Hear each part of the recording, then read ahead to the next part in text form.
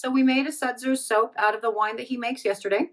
And well, I did specifically. And today's Georgia Maes turn. So I thought it would be a lot of fun to do, both of us, our own designs and concepts, around this particular wine blend for the client to look at and decide which one he liked. So that's what we are working on today. And I'm going to tell you more about it in just a minute. But before I do, intro and all that jazz, hello, I am Mrs. Soap and Clay. Let's make stuff.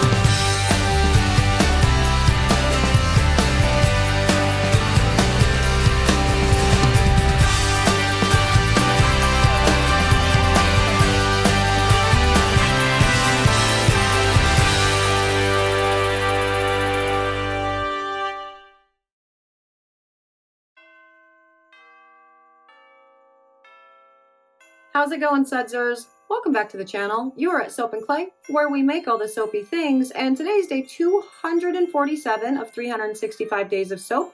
And yes, the kiddos are screaming in the background because it's life, and they're playing Minecraft, and they love Minecraft. So it wouldn't be a me video if you couldn't hear the goings-ons of my life around me in every single one of them. Yes, anyway, wine soaps for a Sudser. So Georgia May looked at my wine soaps and she smelled the blend that we selected for this, and she looked at the wine itself and did the things, and she has come up with her own design. Now, the cool thing about this is, again, it's delivering two different options to the client, but also it's a fun way to see what part of our brains are triggered based on scents and colors and whatever, based on our own individual personalities. And that's cool. So let's go watch Georgia May's creation of this wine soap, and we will, talk about it in the video.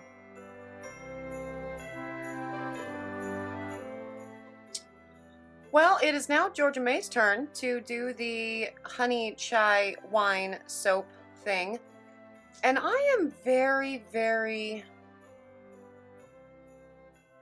confused already with all of this.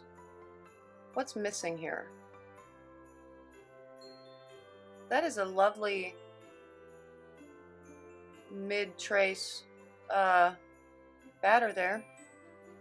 Oh, she didn't film the part of the thing, or I don't have it in the thing, of her putting the lion. That's what's missing here. So, yes, there you go. But she's working with at least 3 different colors, right? And she's got a little thing out for mica lines. She might be spritzing some mica lines into this as well. She has her kaolin dispersed in water. Her batter is very thick. I am wondering how hot she soaped this at to have such thick batter right off the back. Well, I have not actually seen any of this. I am editing as I go for this guy because I'm super far behind with, life and all of the things. Tis the season, you guys. It's all nutty. And so we are going to figure all of this out as we go. And, maybe Georgia May can weigh in down below if there's anything that confuses us. But, I mean, so far, right, we do know that she's doing the honey chai soap, her version of it. She didn't taste the wine, so she doesn't actually know what it tastes like. She knows what the scent blend is because I told her. And I selected the oils because it's the exact same oil blend that we used for yesterday's. And I prepped her wine to get ready to do the lye thing. And that is all we know. That's what we know. And that she's working on, looks like, a 4-color blend with potentially some mica lines throughout all of it for her pour, which is super cool and interesting. And this is the reason why I wanted us to both do one, to see, because I thought it would be fun to see what someone who has not tasted the wine but just knows what goes into it would do for a bar versus what someone who has tasted the wine and also knows what goes into it would do. So this is fun. It's just a cool little experiment thing, and I like seeing how our brains work in different ways, and I thought maybe you would like that too. And I definitely thought that the Sudser, the client, would like it. So this is what we're doing today. Let's go on to the pour and see what she's planning on with all of these soaps.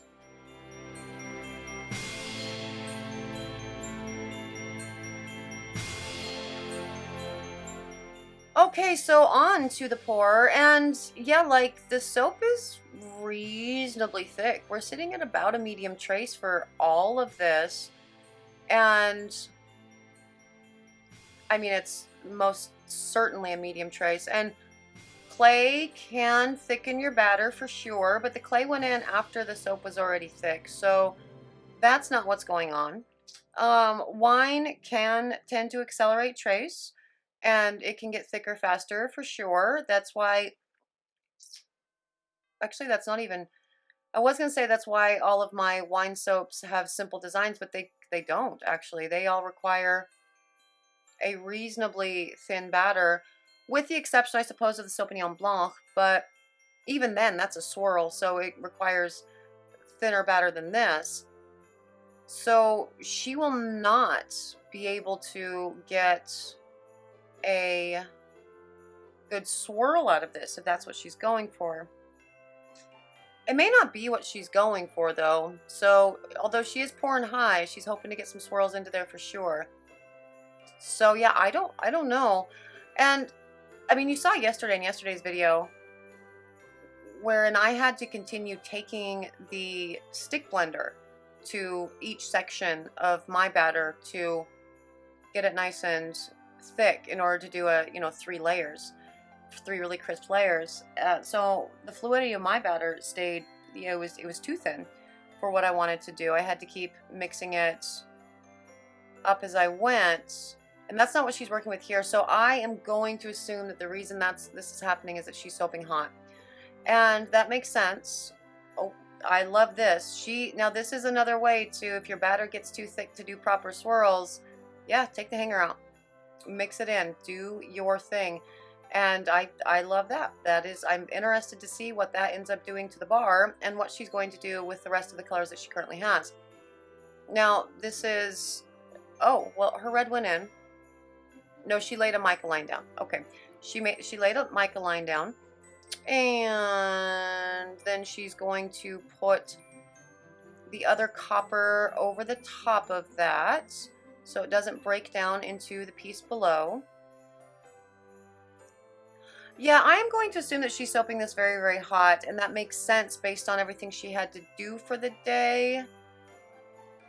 It may have been a time constraint thing, which I totally get. There are multiple times when I have exactly, 10 minutes before I have to leave the shop, but I still have to get a soap done, and so I soap it at less than optimal conditions as far as what the pattern requires.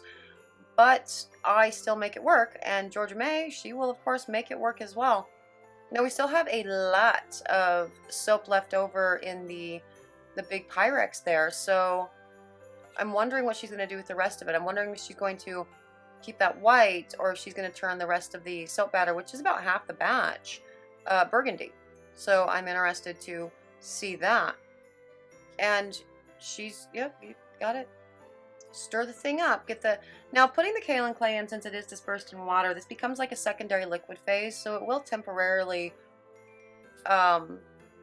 loosen up her batter for a while. Again, it is a temporary thing, so it will help with the mixing in of the colors if she's going to do any colors, and the scent, so it's not overly thick. But that is overly thick.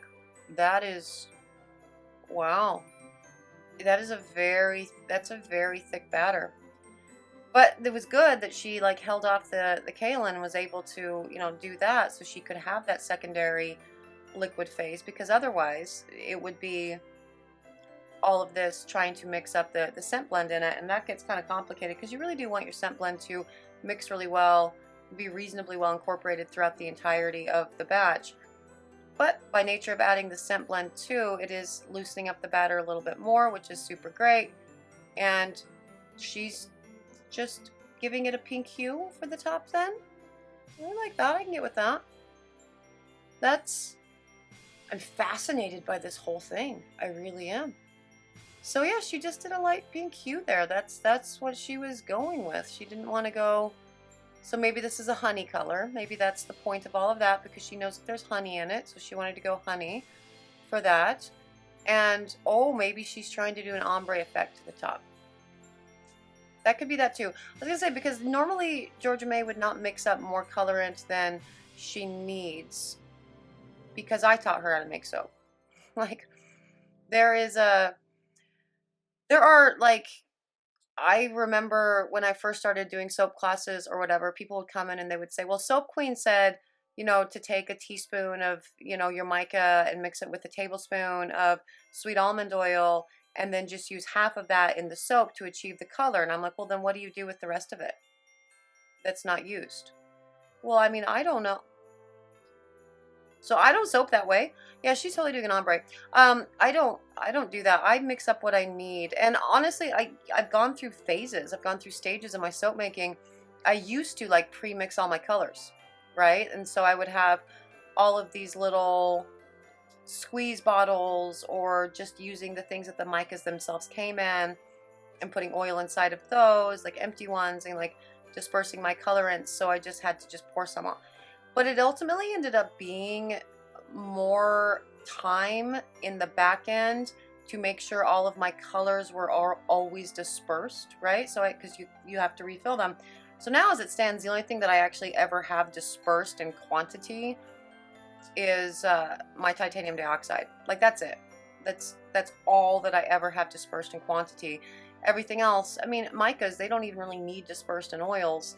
So it's not really something that I would, that's not something that I do anymore. I went through this phase where I just liked the idea of having, you know, like 100 colors already pre-mixed with the oils and everything, and oh, how efficient it would be. And I just have to just pull down the dispersed colorants from the shelf and just pour a little here and pour a little there, and then I'm done. And yet, I mean, as far as the actual soap making, I guess it feels efficient, but in actuality, again, because those things run out, so you still have to disperse them, and it's the shaking and all the things, and it ended up being less efficient, is the point. But yeah, she's definitely doing an ombre or a gradient or whatever, and I still don't know the difference between that, even though somebody told me in the comments of one video wherein I was bemoaning my miserable, wretched brain and my inability to know the difference. They told me what it was, what the difference was between gradient and ombre, and it still escapes me. It is escaping my brain again, because I don't know. Because my brain has other things in it, I suppose. And yeah, so this is a hard thing to do with a batter that is this thick. You've seen us do ombres and gradient pours before. The orange mimosa, the lemon drop, the sunrise sunset bars that Georgia May did that were gorgeous, and those are proper big color shifts. The lever bar, this works best with a really thin batter, like a really thin batter. And so if she's wanting a good color shift on the top of it, she's going to still get a very cool color shift, but it's not going to be, you know, from like the middle of the bar up.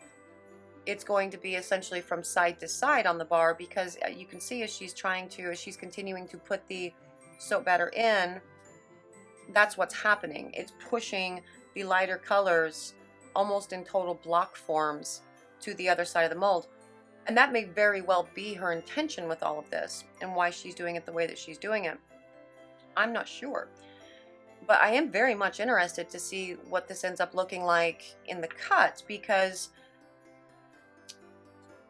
this is a lot. And it's very, I guess I'm stammering and doing this thing because it's very rare that you ever see a thick soap batter from Georgia May. Like, very rare. She knows emulsion better than any soap maker that I've ever taught. Like, she she gets it and she stops there and she keeps her batter very fluid and then does, take her stick blender back to batter to thicken it up as she requires throughout a pour. So I am going to assume that she did not intend to do this way, but the batter got thick on her. And I'm thinking the biggest reason the batter got thick on her, again, she probably soaked it hot because she probably had minimal time. But Georgia May is a professional and good at all of the things. And so she is making this work and changing things up on the fly is my assumption. My assumption is she did not intend to work with batter this thick, but she's still making it work because she's a pro and she knows how to change things up on the fly. So I am very, very interested to see what this ultimately ends up being in the cut. And I'm sure at this moment she's interested in it too, right? The top of that looks absolutely stunning. It looks very cool. But as we saw it going into the mold, again, we saw the lighter colors being pushed to the left side of the mold as she was pouring on the right. And I'm interested to see what that looks like in a vertical cut. And again, I am sure that she is very interested at this moment too, to see what's inside of the soap, which is actually cool. That's one of the cool things about soaps not really going the way that you want them to. It becomes like Christmas Day cutting into your soaps. Like, oh, what is it going to be inside? And you kind of don't know. And I am definitely intrigued. This is going to be one of the more fun cuts that I have seen in a while, for sure. And I'm looking forward to this cut more than I have looked forward to a cut into a bar of soap in months, really.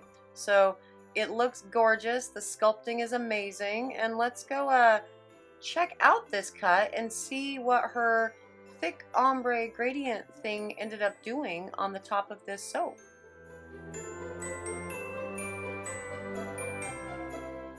See, now you saw the thumbs up thing in the last little bit of this, right? That suggests to me that she knew exactly what she was doing this entire time and it was all intentional. And I am fascinated. I would love for Georgia May to come and talk to us about this because, again, it is rare to ever see Georgia May working with thick soap batter unless she's specifically doing layers. And so combining thick soap batter with an ombre cut, which she loves to do and she does it thin, I'm fascinated and I want to hear her process. And I have not talked to her about this process, so I legitimately don't know. But I am excited to see the inside of that bar. Come on! That's beautiful! Look at that! That is gorgeous. Oh, wow. That is so pretty. I really love the wispy part on the bottom, separated by like the mic line. It's almost like like that's a grapevine of sorts, and there's like the things hanging off of the vine, like, like the grape bundles or the leaves or the whatever there. It's super beautiful. And then like the top, it looks like a sunset, like it's, sun-kissed grape things to make it's beautiful. That is a stunning bar of soap. I love this design. I really am interested. Now we need to know, Soaprentice, was this all intentional? Or did you flip things up, change things up on the fly, and still get a beautiful bar soap? Is this what you wanted the soap to look like? Because even if it is, well done you, and I like that you mixed some mediums. If it's not, it doesn't matter because my God, it's so beautiful. And it's like Julia Child says or whatever. Nobody needs to know that it's that you didn't mean to make your blueberry pie crust blue. You own it. Of course, it was all intentional. I don't actually think Julia Child ever said that. I just started randomly saying that like a decade ago and decided that it must be Julia Child.